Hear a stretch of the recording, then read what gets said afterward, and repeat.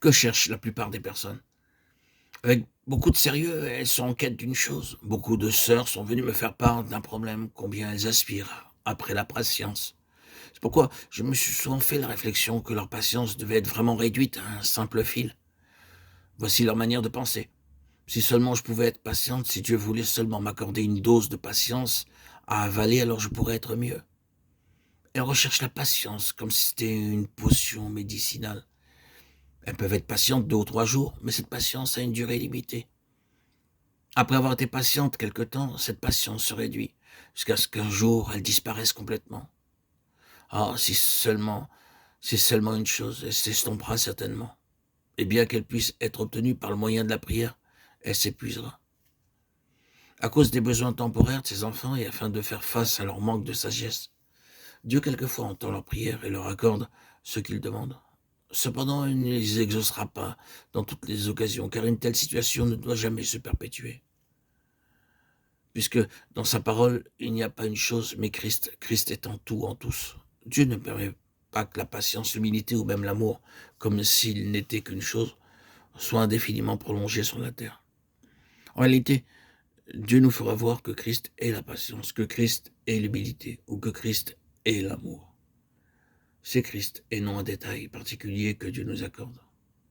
Le jour où notre relation avec le Seigneur devient vraiment vivante, nous voyons tout naturellement comme tous nos problèmes sont résolus. Ce n'est vraiment pas une question de patience ou de quelque autre chose, car la réponse c'est Christ. Dès que notre relation avec Christ est pleinement rétablie selon la pensée de Dieu, nos 1001 problèmes sont tous pleinement résolus, car toute la question trouve sa réponse en Christ et non pas dans une chose ou dans des choses. Aux yeux de Dieu, tout est lié, tout découle de la connaissance de Christ. Que signifie alors connaître Christ? Quelques-uns le connaissent comme leur amour, d'autres encore comme leur humilité. Les uns connaissent plus de choses que d'autres à l'égard de Christ. La mesure de notre connaissance de Christ comme étant toute chose pour nous est la mesure de la connaissance que nous avons de sa personne. C'est ce qui résulte d'une connaissance personnelle. Connaître Christ, ce n'est pas un terme abstrait s'appliquant seulement à une vérité objective. Connaître Christ est à la fois actif et réel.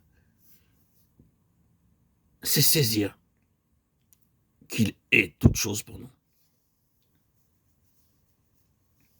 Il est nôtre dans cette chose-ci et il est nôtre dans cette autre chose-là.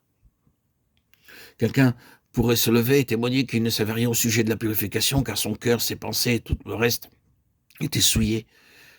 Mais maintenant, loué soit Dieu. Christ est devenu sa purification parce que Dieu a fait qu'il soit cela. Aussitôt vous réalisez que ce n'est pas une chose que vous possédez, mais Christ.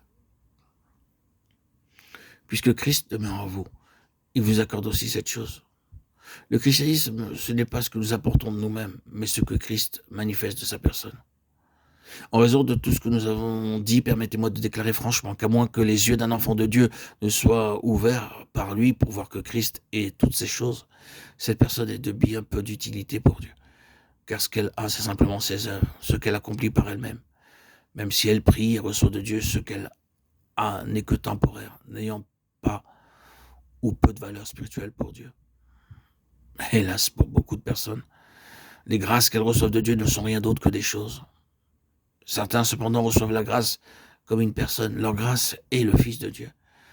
Patientez jusqu'au jour où vous pourrez dire à Dieu, je te remercie et je te loue parce que la grâce que j'ai reçue, c'est Christ. Mais grâce est une personne. Ma grâce est une personne. Et cette grâce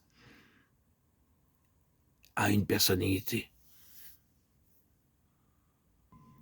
Oh, permettez-moi de vous dire, frères et sœurs en Christ, qu'aussitôt que vous voyez une telle différence, alors vous pouvez immédiatement distinguer la vie de la mort.